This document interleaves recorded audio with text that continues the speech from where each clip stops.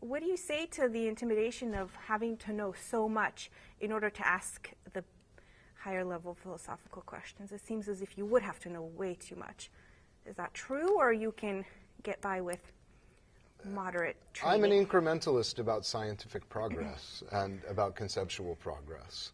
I think often the important moves are tiny moves that then somebody takes and makes a slightly different move, and then somebody else does this, and then, you know, if you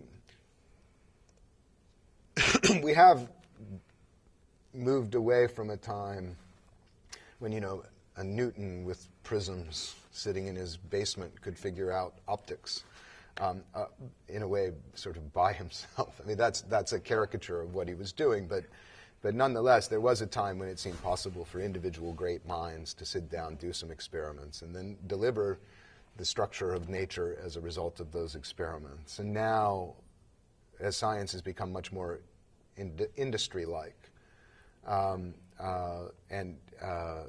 it's grown so much, and there's so much competition for space in journals or for funding to continue one's research or for lab space, that the ability to cover everything that one would need to know in neuroscience to understand it all has long since escaped. I just don't think that people have the capacity, the brain capacity, to handle all of that information. I do think one does have to focus in on key cases, and I spent 5 years or so just trying to recreate the historical context of a model of the action potential, which we were talking about earlier. And there I just thought, okay, here's a central result in neuroscience, and if I can understand that and do something interesting with it, then hopefully it will generalize to other projects, other things, and I'll let other people carry out that application if they can. So I think, you chip away on what you can.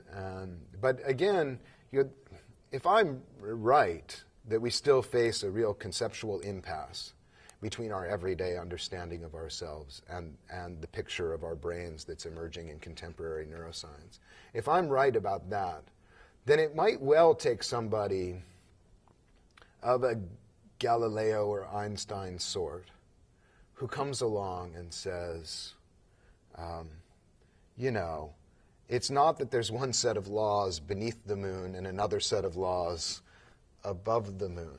Or it's not that the Earth is sitting motionless in the center of the universe and everything's moving around it, but rather that the Earth is itself turning, and now suddenly, and just that moment of changing ducks for rabbits in a kind of gestalt shift, that can be the kind of thing that really unlocks the future of a science.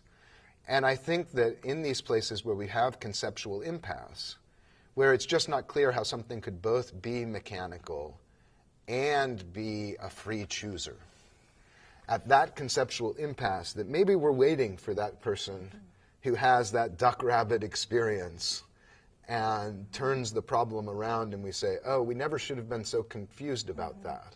Or once we see it in these lights, this no longer seems like such a problem to us.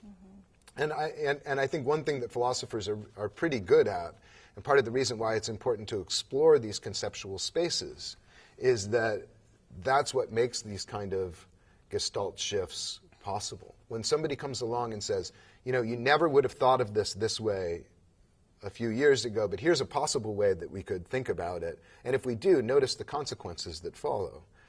Right? That's the kind of move that I think philosophy at its best does really well. Well, what leads to that?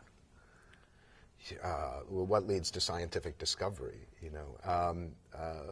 In this case, I think it is trying out, really figuring out what the conceptual space is and which areas of that conceptual space have been occupied, and then finding unoccupied regions of that space and then saying, what if we tried that?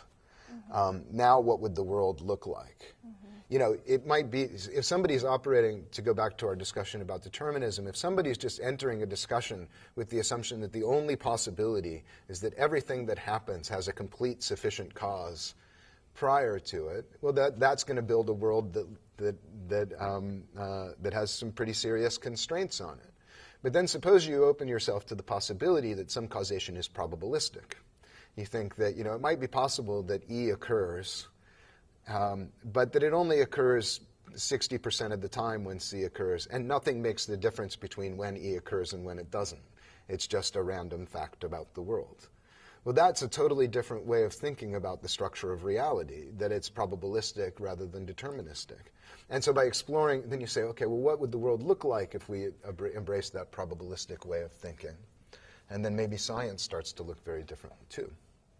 Is that the quantum mechanical perspective? Yeah, that would be one place. But, when we're dealing with something like cancer and you say, well, if you're exposed to this particular carcinogen regularly over the course of your life, then your chance goes from this to that. And, I guess we could operate under the assumption that there's something that determines the difference between those two. And medical science, I think, often relies on that assumption because they're looking for the switch that they can flip that will prevent or turn it off or something like that. But suppose that we started thinking about these things in the way that we think about evolution by natural selection or something. It's probabilistic. There's a bunch of variation, and each of these different variants has a probability of surviving and reproducing, and now we think about evolution in almost exclusively probabilistic terms. So I mean, this is just a kind of example about how one could enter a science with a set of assumptions about the way things are going to go. And they're not grounded in any empirical fact. They're just assumptions that we make about how causal structures work. But if you weaken those assumptions, you say, well, maybe we could allow for probabilistic causes. Well, then suddenly those structures can work in a wide variety of different ways.